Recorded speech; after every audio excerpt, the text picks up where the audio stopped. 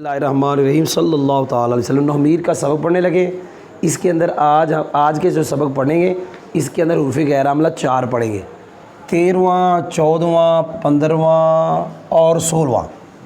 13ویں قسم ہے لولا امتناعیہ، یہ اس کا اپنا نام ہے۔ کیا نام ہے؟ لولا امتناعیہ۔ اس سے پہلے ہم نے پڑھا کہ ایک لو ہوتا ہے، اس کا جو مشہور معنی تھا وہ یہ تھا کہ وہ شرط کی بھی نفی کرتا ہے، جزا کی نفی بھی کرتا ہے۔ آپ نے سنا نہیں ہے، جب لو نفی کرتا ہے کیا کہا؟ آگے آگے لا، لو کرتا ہے نفی، آگے آگے لا، لا بھی نفی، تو دونوں جمع ہو گئے، تو دونوں میں کیا ہوگا؟ اثبات۔ دونوں میں کیا ہوگا؟ یعنی اسے آپ یہ کہیں گے کہ جو شرط ہے وہ پائی جائے گی اور جزا نہیں پائی جائے گی۔ لیکن یہاں 2 جملے آئیں گے، ہم وہاں شرط جزا تو نہیں کہیں گے، لو لا کے بعد 2 جملے آئیں گے۔ جی کیا کہا؟ ایک جملہ ہمیشہ اسمی ہوگا جو پہلا ہے، لولا علی، اور اس کی خبر کوئی 99% محذوف ہوگی، پکا کہتا ہے۔ یہ لولا پڑھا، آگے کیا پڑھا؟ یہ مبتدا ہے، خبر محذوف ہے۔ آگے ایک جملہ ہے لا حالا کا عمر، کیا؟ اس کو جزا نہیں کہتے، جواب لولا کہتے۔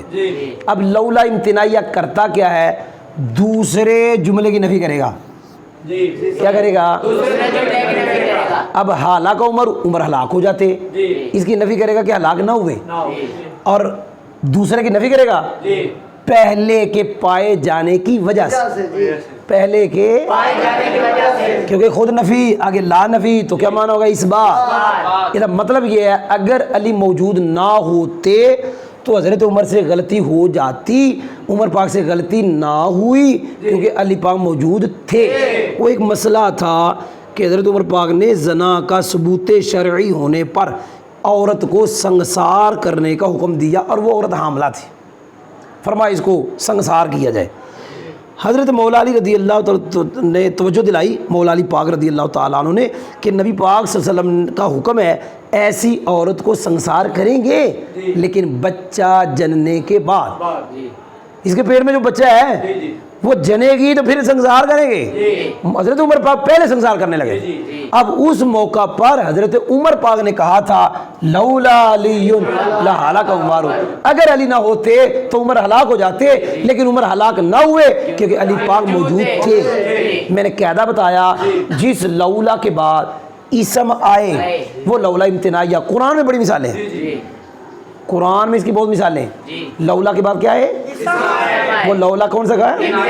اور وہ جو اسم ہوگا ترکیب میں کیا بنے گا؟ مبتدا، اور خبر کیا ہوگی؟ محذوف۔ آگے ہے لام مفتوحہ، یہ ویسے آسان ہے، لام مفتوحہ برائے تقید، یہ تقید کے لیے آتا ہے۔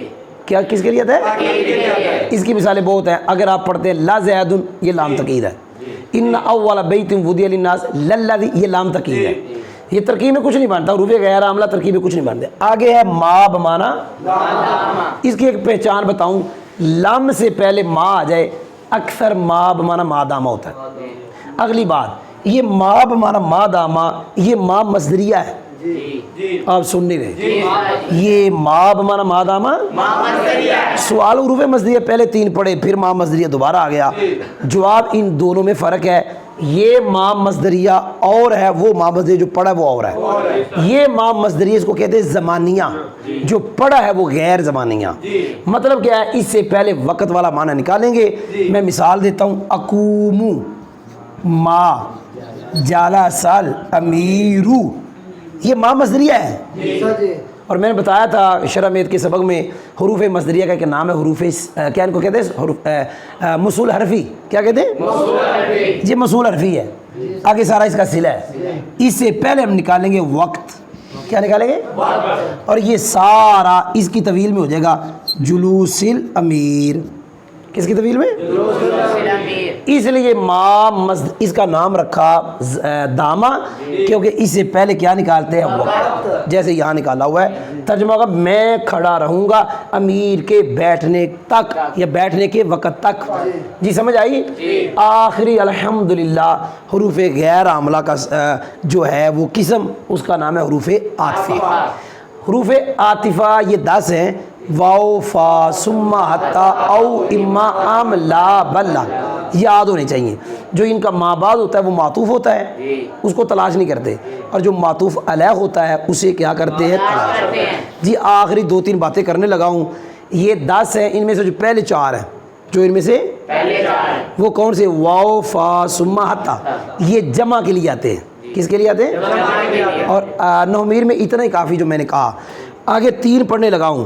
نمبر 1 لا, نمبر 2 بل, نمبر 3 لیکن. یہ تینوں یہ بتائیں گے حکم ایک کے لیے ہے, اور ساتھ بتائیں گے کہ وہ معین ہے. یعنی معطوف علیہ معطوف میں سے حکم کس کے لیے؟ ایک. اور لیکن وہ ایک کون سا ہوگا؟ معین. ایک ہے او, ایک ہے اما, ایک ہے ام. یہ تینوں بھی یہ بتائیں گے حکم ایک کے لیے, یعنی معطوف علیہ معطوف میں سے ایک کے لیے, لیکن وہ کیا ہے؟ غیر معین.